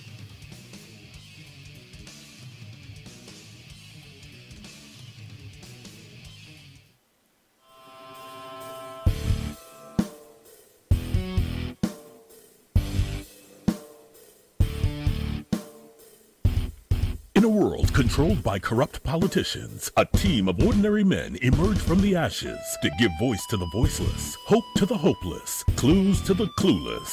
Sackheads Sean, Sackheads Clint, and Sackheads BZ. The Sackheads Radio Show every Wednesday at 8 p.m. Pacific and 11 p.m. Eastern on SHRmedia.com. Watch on YouTube, Facebook, and the High Plains Pundit Network. The best in late-night conservative talk, the Sackheads Radio Show, only on the SHR Media Network. Go ahead, I'll say it. Some of the best A-roll is going to be B-roll. Like, what are you talking about? Just like the last question thing they cut a couple seconds. Yeah, I'm a freaking artist. I can't just come up with this shit off the top of my head. Are you freaking kidding me right now? Good point. Exactly right. Hey, this is Sackhead Clint, and I'm with Sackhead Sean, Sackhead BZ. No communists allowed on the SHR Media Network. Damn straight, mister. Back to the show.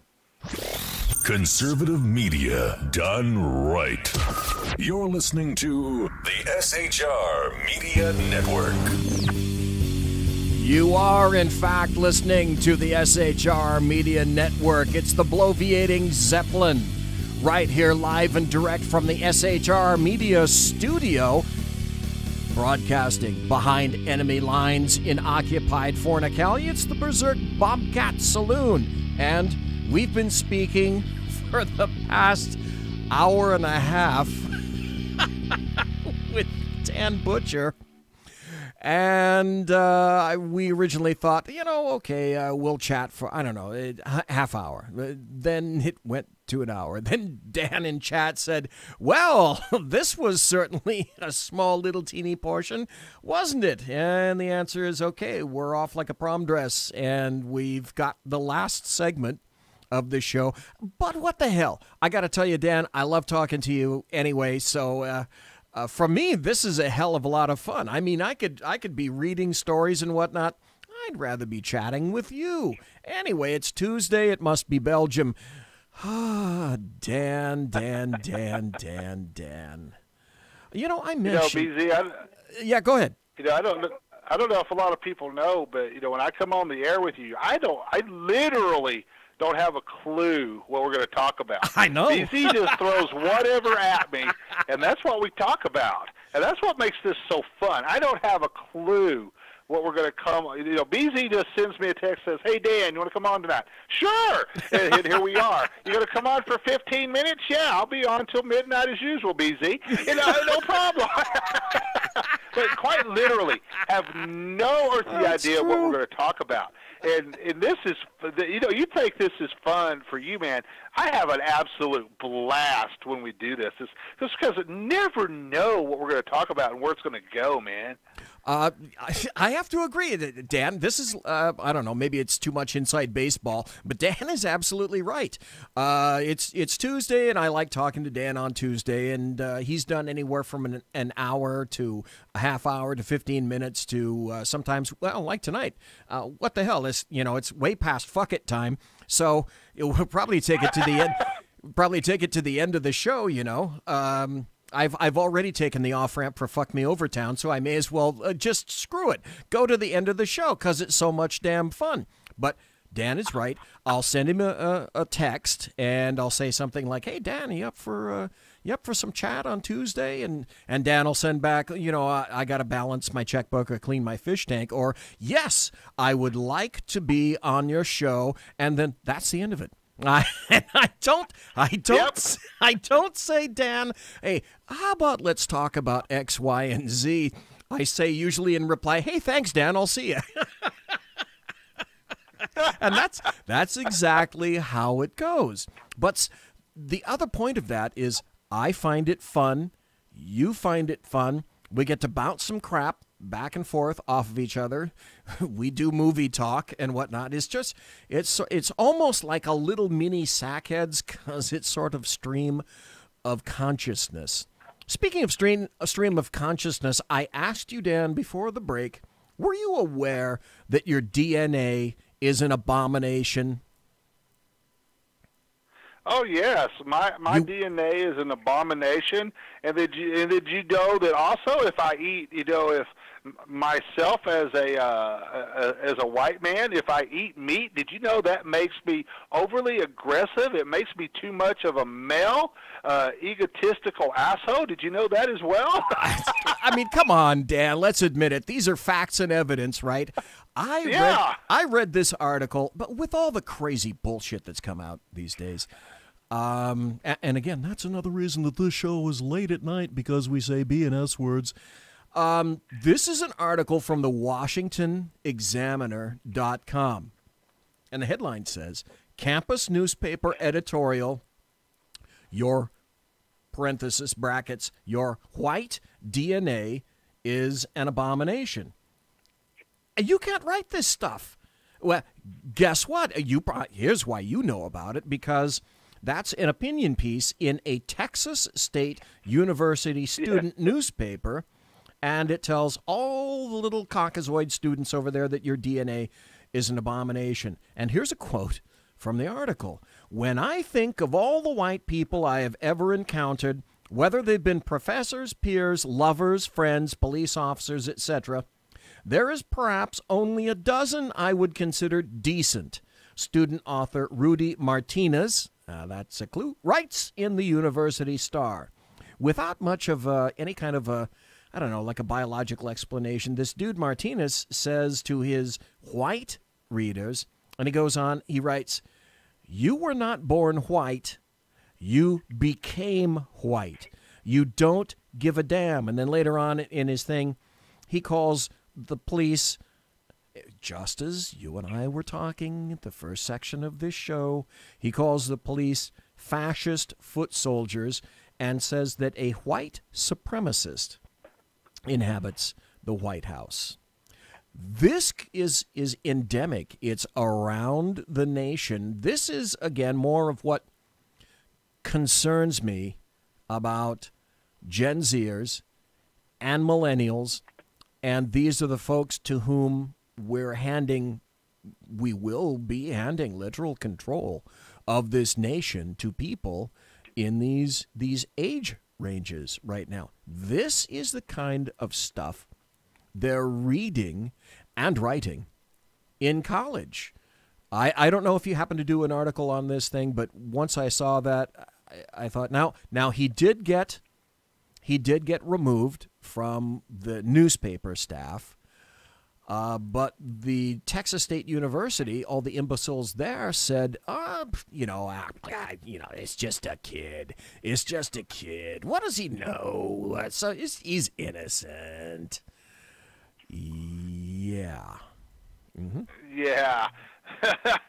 You know what? Here's the thing. He's not a kid. He's in college. He's a young adult that's supposed to be responsible for his actions, and but yet we're just playing it off. Oh, he probably just didn't know what he was really saying. He didn't know what he was doing. You know, what a bunch of BS. The kid knew exactly what he was saying. He knew exactly what he was doing.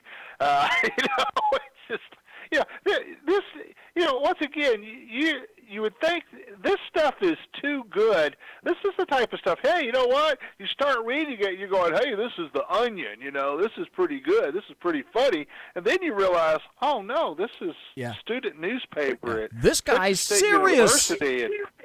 Yeah.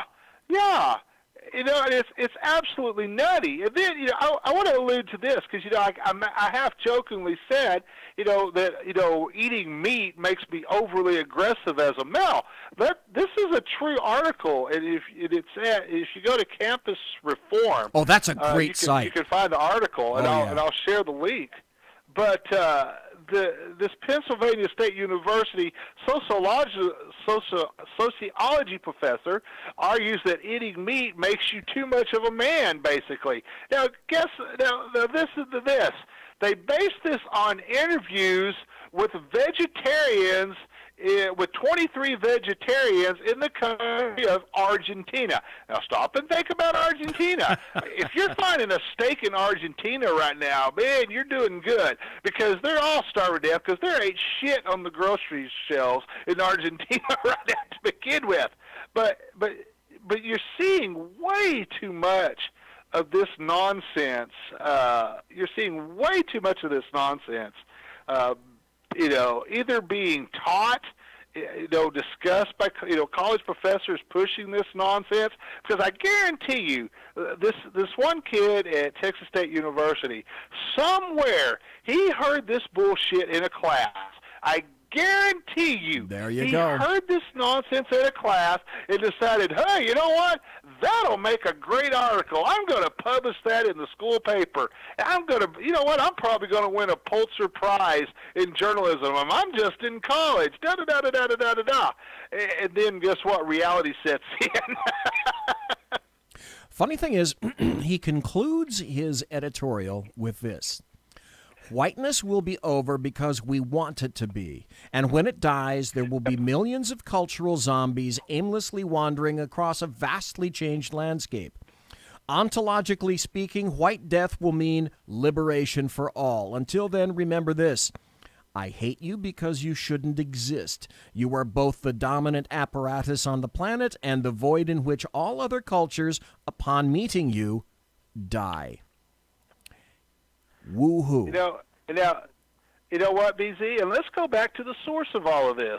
And we discussed this at the beginning of the show when we were discussing the murder of another police officer here in Texas.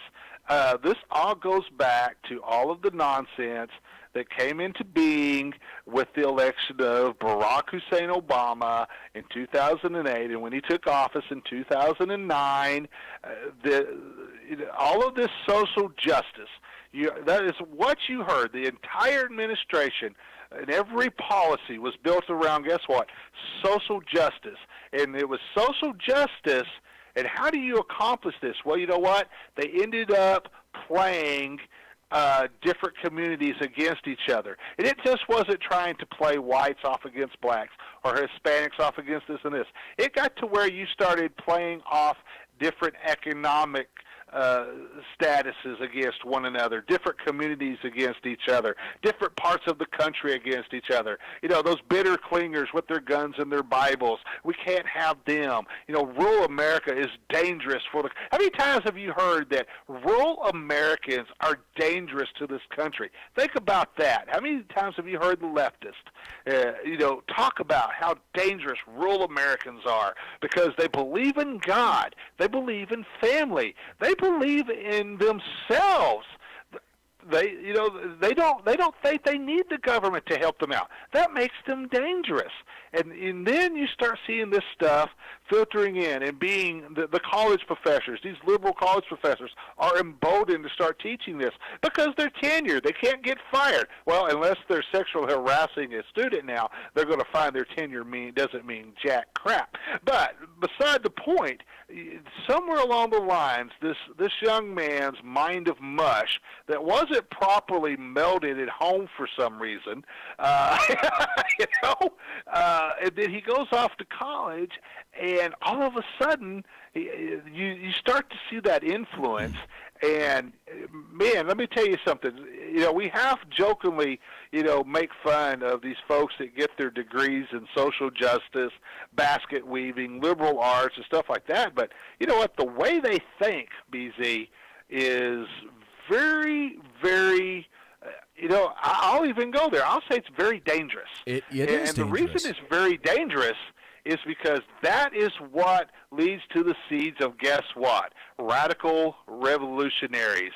That is what leads to the likes of Raul and Fidel Castro.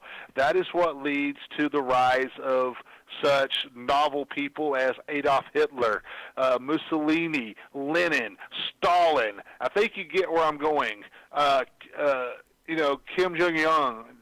This is what leads to this type. This is what empowers these type of people, because these folks, all common sense is thrown out the window. This comes back to common sense. All common sense and reality is thrown out the window when you have somebody in college writing an editorial such as this, and then it getting published above all else. It's pretty astounding. When I saw that, I knew, you know what, I've got to read that tonight because people need to know that this stuff exists. You made a reference, and folks, I'm gonna mention it here. If you want to see how insane crap is on the universities all across the fruited plain, Dan made reference to campusreform.org. You need to go there. That's where I get tons of my material. It's a never-ending treat of ridiculous millennial Gen Z bullshit, but it's there to see. Campusreform.org if you want to, get jacked up like 210 over 190 or something like this. We got about another... Well, listen, that's true. We got another about 7 minutes or so before the end of the show. And I'd like to ask this of you. I see White Mambas in the chat room, so Paul, good to see you there. We still got Whiskey Dale there. We got Mamba. We got Dave. So Simone had to leave. I guess she had to balance her checkbook or probably go to sleep. But in any event, a case is going before the Supreme Court, and they heard oral arguments today. And Mamba, I'm going to be curious what you think of this. And it was the two gay individuals who entered an establishment, and this guy, I can't think of what it's called, but he's essentially an artist that does artistic cakes, not autistic cakes, but artistic cakes. And because of his religious beliefs, he did not want to do a custom cake for them. He said, essentially, in all of these cases over here, you can buy any cake that you want, but if I do an artistic piece for you, because I think it was a wedding, if I'm not mistaken, then this goes against my religion, and I cannot do it for you. But I have all these other cakes that are over here that if you feel like purchasing, you certainly may do so. I shan't stop you from that. Oral arguments went today. There was a very interesting oral argument that went in front of, I think it was Kennedy. And as you and I both know, Kennedy frequently is a swing vote. He made a very interesting comment. This is only off the top of my head. It was something like this to the state, to the people that were bringing the case for the state. And he said, fundamental fairness. I didn't see, you ask about fairness, but I didn't really see much consideration or fairness being given that business owner by the state. When you speak about it, this concerns me. That kind of gives me an inkling as to where Kennedy might be on this.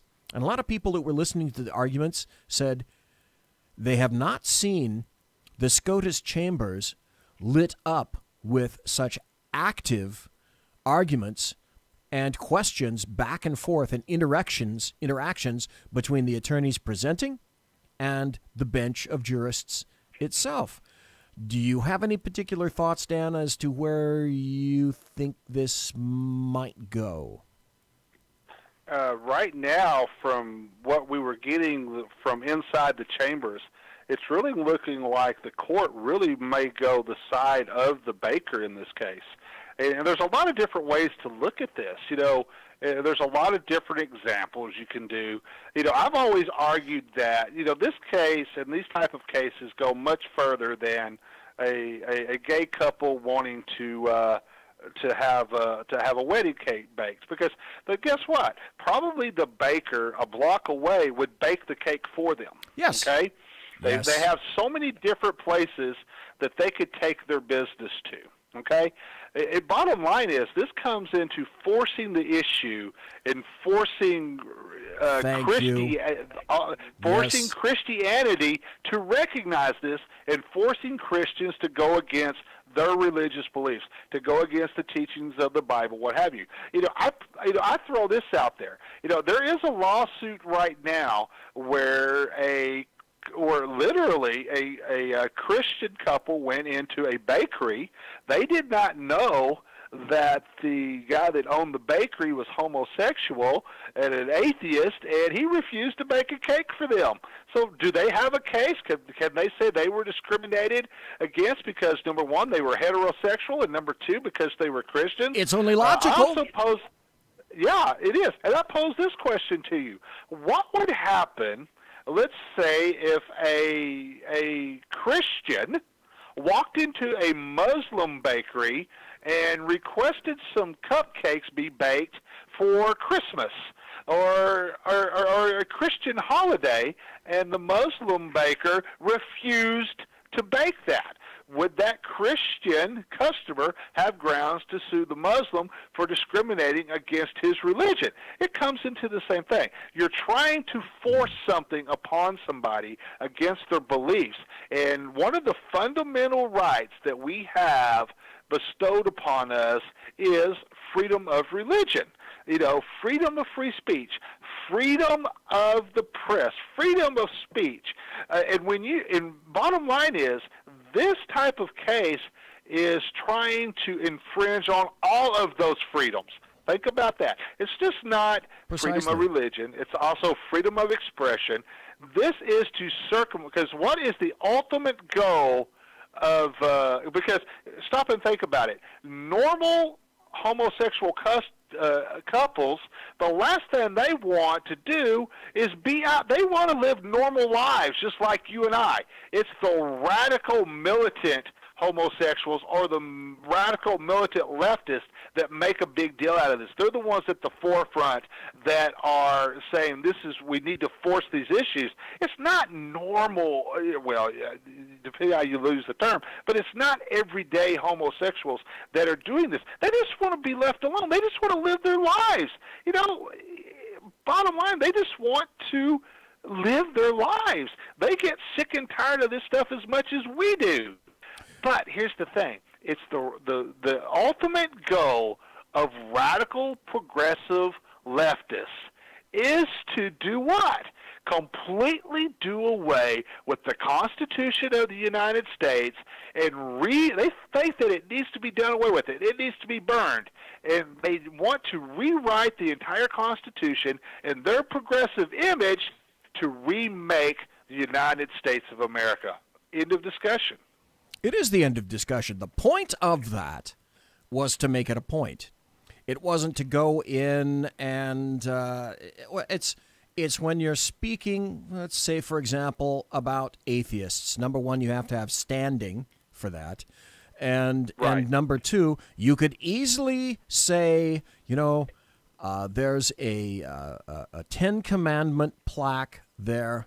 I'm not going to frequent that building, that park. I'm not going to go to that bakery. I'll go somewhere else. That's not the point. The point is to control the situation as much as possible. We've lost the ability to not be offended, whereas today it's accepted that victimhood is best, and that's not a positive thing for this nation. Folks, we've been listening to Dan Butcher for the entire 2 damn hours here in the Berserk Bobcat Saloon. And Dan, I say I got to thank you for your time.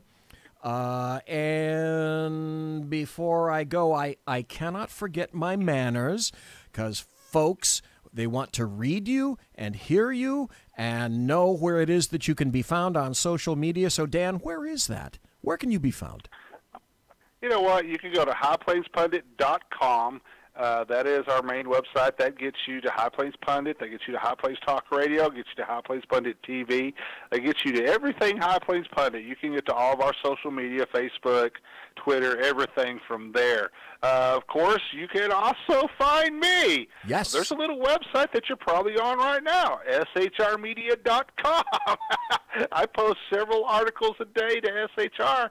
A lot of original material. Do a lot of just fatal, just plain old-fashioned blogging where we're doing some aggregation with some commentary and stuff like that. So we do a little bit of everything at SHR Media. So you can catch me at highplainspundit.com and shrmedia.com. Beautiful. Dan Butcher, thank you ever so kindly for being here. Folks, we got to go. Don't forget, tomorrow night, Sackheads Radio, right here on shrmedia.com. The Sackheads, Sean, Sackheads, Clint, and Sackheads BZ. Right here, folks. Tomorrow night, Sackheads Radio. Don't miss it. Thanks for everything. And all the fish. Monsieur has unlocked!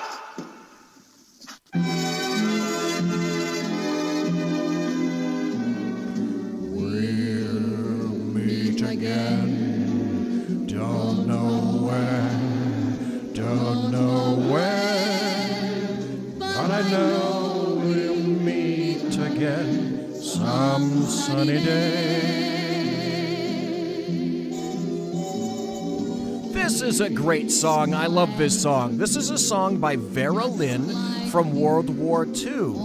And this also, by the way, is the exact cut from the movie Dr. Strangelove, or How I Learned to Stop Worrying and Love the Bomb. Ladies and gentlemen, boys and girls, children of all ages, Thanks for listening to the Bloviating Zeppelin's Berserk Bobcat Saloon right here on the SHR Media Network. You want to contact me?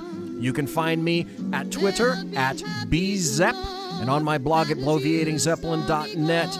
Thanks to my very personal KC-135 Kettle One refueling team with whom I will be consorting in less than 1 hour. Thank you for listening. Thank you for interacting in chat. Thank you for listening in podcast. God bless. Take care. Be safe. Go night-night.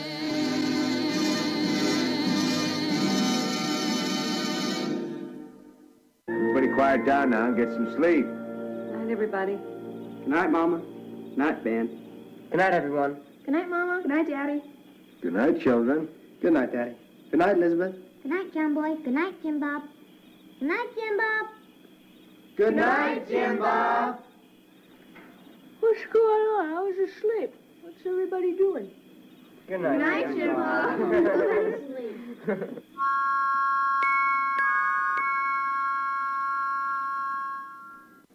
Good night, and good luck.